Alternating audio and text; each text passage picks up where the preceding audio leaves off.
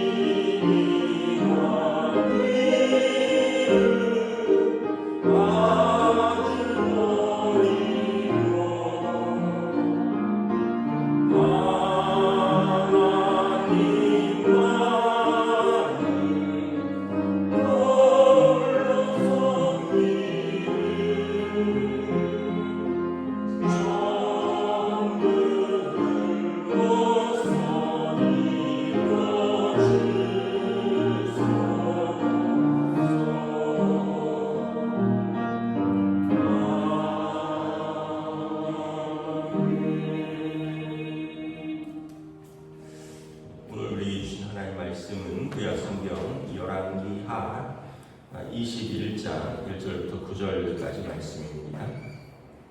열왕기하 21장 1절부터 9절까지 말씀입니다. 다 찾으신 줄 알고 저와 여러분들이 한 절씩 교도하도록 하겠습니다. 므낫세가 왕이 될 때 나이가 12세라 예루살렘에서 55년간 다스리니라.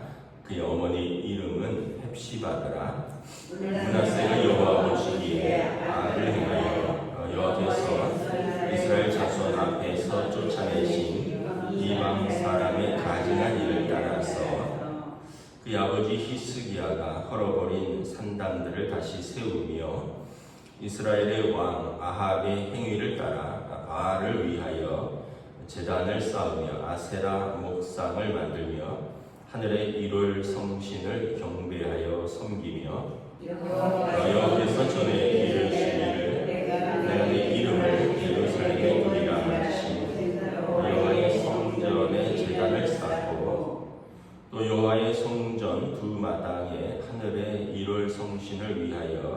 재단을 쌓고 또 자기의 아들을 불 가운데로 지나게 하며 점주시며 사수를 행하며 신접한 자와 박수를 시행하여 여호와께서 보시기에 악을 많이 행하여 그 진노를 일으켰으며 또 자기가 만든 아로 새긴 아세라 목상을 성전에 세웠더라. 이적에 여호와께서 이 성전에 대하여 다윗과 그의 아들 솔로몬에게 이르시기를 내가 이스라엘의 모든 지파 중에서 택한 이 성전과 예루살렘에 내 이름을 영원히 둘지라. 만일 이스라엘이 나의 모든 명령과 나의 정무세가 명령한 모든 율법을 지켜 행하면 내가 그들의 발로 다시는 그의 조상들의 주 땅에서 떠나 유리하지 아니하게 하리라 하셨으나 함께 읽습니다.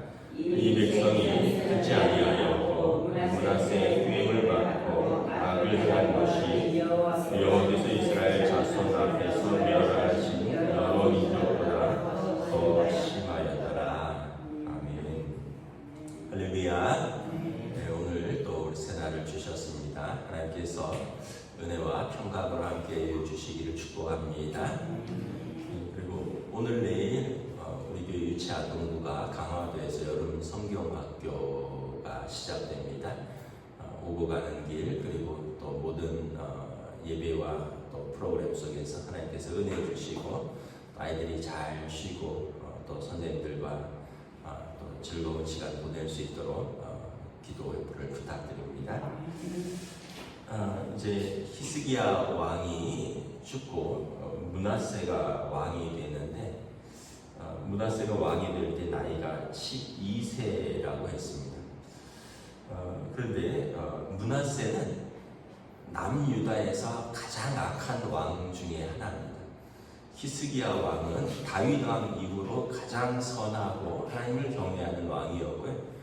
므낫세는 다윗 왕 이후로 아주 정반대로 마치 북이스라엘의 왕 같은 우상을 숭배하고 곳곳에 산당을 짓고 우상을 세우고 그래서 7절에 보면 아로 새긴 아세라 목상을 성전에 세웠더라.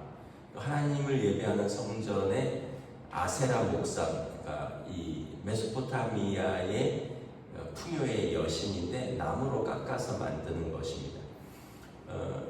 그 지금 바벨론의 지금 문명이거든요. 아세라 목상은 그 메소포타미아 문명 지역은 저쪽에 그 티그리스 유프라테스 강 지금 바벨론 그쪽 문명인데 그 나라들이 4대 문명의 중심지고 좀 풍요와 부요함이 있어요. 그러다 보니까 그 나라의 신들을 섬기는 많은 이방 나라들이 있었는데 하나님을 섬기는 유다에서 왕이 이 신들을 섬겼다는 거예요. 뿐만 아니라 2절에 보면 오만 걸 다 섬깁니다. 1월 성신을 경배하고 바알을 위하여 제단을 쌓고 아세라 목상을 만들며 하늘의 별과 달과 해를 섬기고 또 산당들을 만들 뿐만 아니라 자기의 아들을 불 가운데로 지나가게 하고 이거는 이제 또 그 이단들 이제 그 이방의 인신 공양 제사거든요. 굉장히 또 신접한 자와 박수를 세우고 그래서 하나님 보시기에 악을 많이 행했고 진노를 일으켰더라. 그래서 이 구절에 보면 백성이 왕이 그러니까 백성이 므낫세의 꾀임을 받고 악을 행한 것이 여호와께서 이스라엘 자손 앞에서 멸하신 여러 민족보다 더 심하였더라. 그러니까 하나님께서 진멸하신 이방 민족보다 더 이스라엘 민족이 더 악한 길로 행했는데 이것이 므낫세로 인한 것이다라는 것이죠. 우리가 이걸 보면서 좀 몇 가지 좀 생각되는 바가 있습니다. 첫째는 아버지와 아들이 영향을 주고받지만 다르다는 것을 다시 한번 깨닫습니다. 부모는 좀 신실하고요. 부모는 믿음이 있고 부모는 매사에 성실한데 자녀는 그렇지 못한 경우를 볼 수 있습니다. 믿음도 별로 없고 아예 믿음도 안 가지고 매사에 불성실한 부모랑 정반대인 경우가 있습니다. 제 친구들 중에서도 보면 아버지가 목사님이에요. 그리고 제 친구도 장남인데 목사예요. 근데 동생 둘이 예수님을 안 믿어요. 그런 걸 보면 참 신기합니다. 그 아버지가 또 평생 목회하셨고 개척해서 교회를 잘 성장시키고 무난하게 은퇴를 하셨습니다. 그리고 장남은 목회를 하고 있고 지금 담임 목사인데 동생 둘은 신앙생활을 안 해요. 그런 걸 보면 부모와 자녀가 연결되어 있긴 하지만 또 다르구나. 그래서 부모가 모든 어떤 자녀에 대한 책임을 질 수 없구나라는 걸 깨닫습니다. 그래서 부모들이 어떤 면에서는 그 자녀에 대한 책임을 져야 되지만 자녀에 대한 모든 삶을 부모가 다 짊어져야 되는 죄책감은 가질 필요가 없다.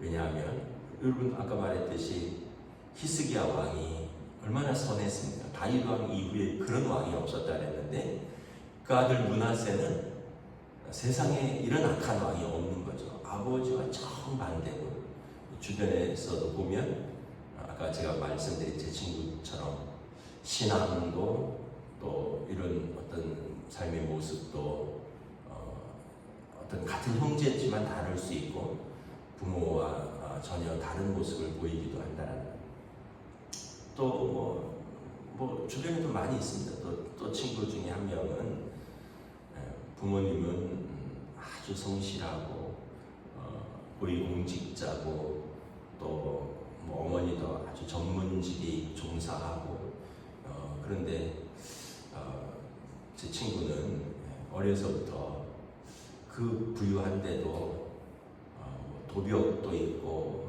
경찰서도 왔다 갔다 하고 지금까지 변변한 직업을 가진 적도 없고 결국 결혼 생활도 이렇게 온전히 유지 못하고 이런 또 제 친구도 있어요. 아주 친한 중학교 때 또 고등학교 때 교회 친구인데 그렇습니다.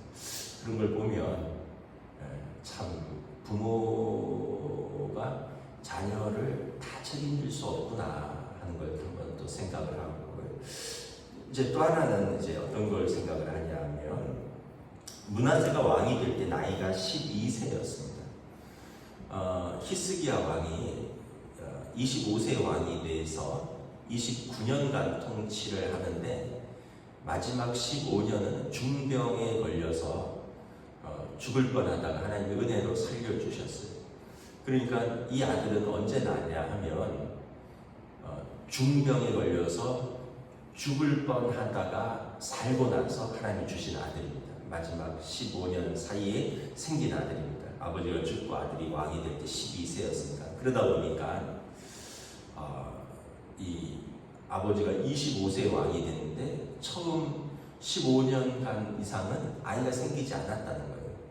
그러니까 40이 넘어서 얻은 이제 노아 시대 이후로 수명이 막 줄어들어서 평균 수명이 왕들 같은 경우는 60세 정도밖에 되지 않습니다.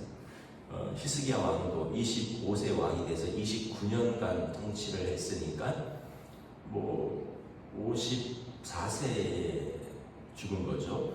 그러니까 40이 넘어서 생긴 노년에 생긴 아들이니까 너무 귀여워서 이 아이를 이렇게 너무 사랑만 해준 것이 아닌가 하고 좀 추측을 하게 됩니다.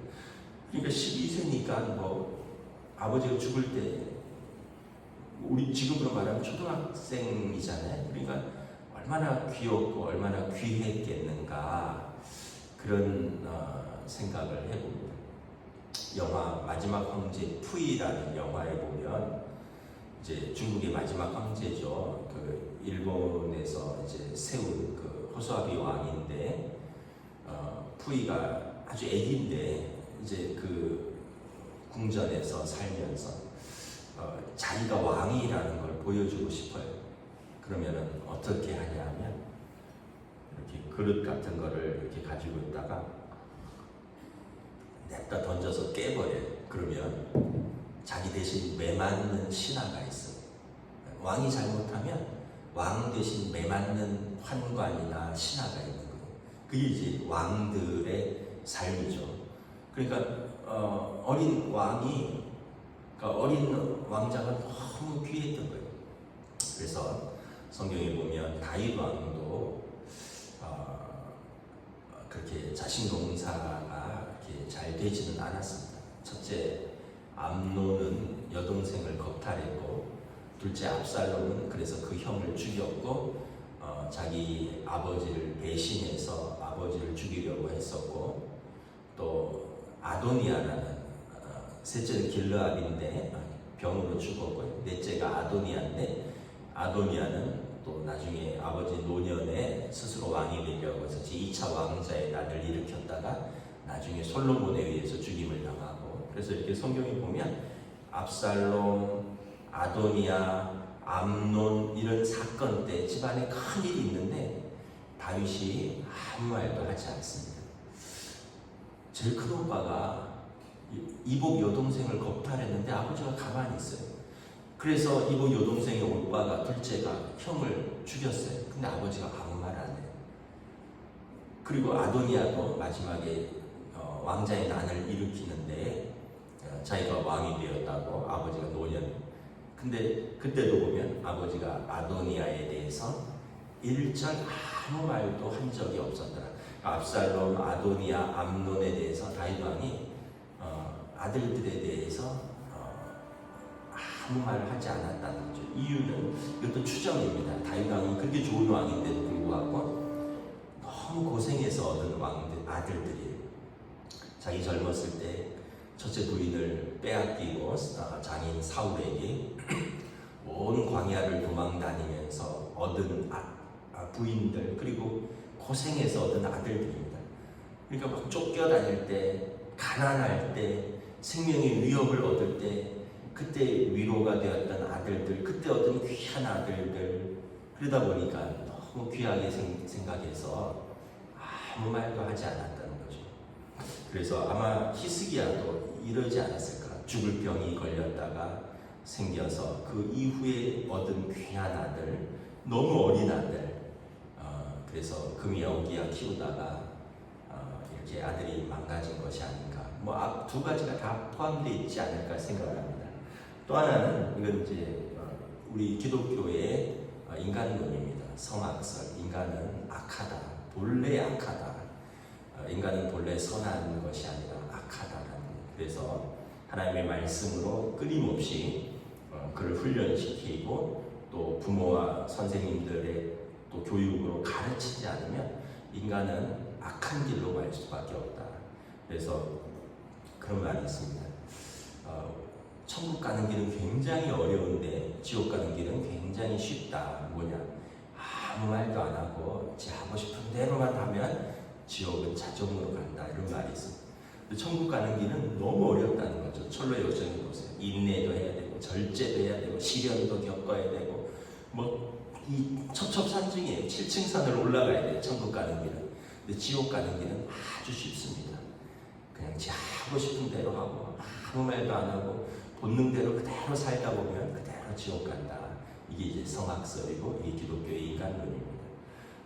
그래서 이 문화세는 이 세 가지를 전형적으로 다 보여주는 것 같아요.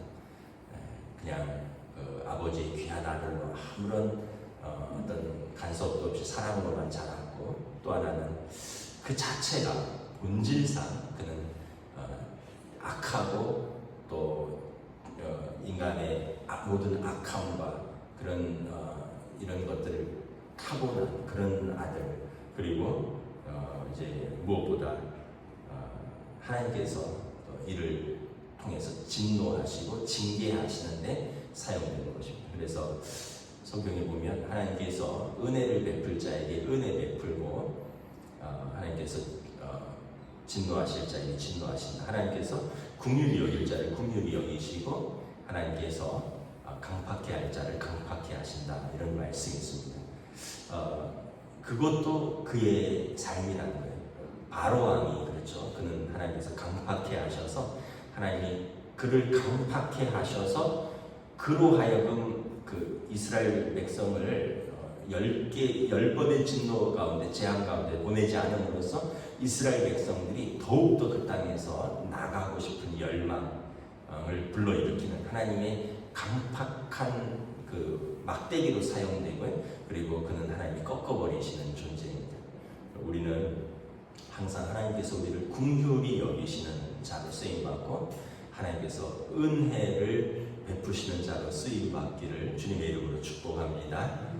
그리고 우리는 항상 우리가 할 수 있는 건 딱히 없어요. 눈물로 기도하고 또 말씀을 전수하고 사랑으로 키우고, 이건 나머지는 우리의 힘을 벗어나는 겁니다. 아까 제 친구도 또 말씀드린 것처럼 이게 참 인간의 힘으로 안 되는 부분들이 있어요. 그렇지만 또 부모는 최선을 다하고 나머지는 그냥 하나님께 맡기는 거예요. 모든 걸 다 책임질 수는 없다. 이걸 보면서 참 이 므낫세를 보면서 가장 선한 왕 아래 가장 악한 왕이 탄생하는데, 그것이 아버지와 아들의 관계라는 것을 우리가 이해할 수 없지만 이게 또 현실이구나 이런 생각을 할 뿐이면, 우리는 하나님 앞에서 언제나 긍휼히 여기심을 받고 때를 따라 돕는 은혜를 얻기 위하여 은혜의 보좌 앞으로 나아가는 주의 백성들 되시기를 우리 주님의 이름으로 축복합니다. 기도하겠습니다.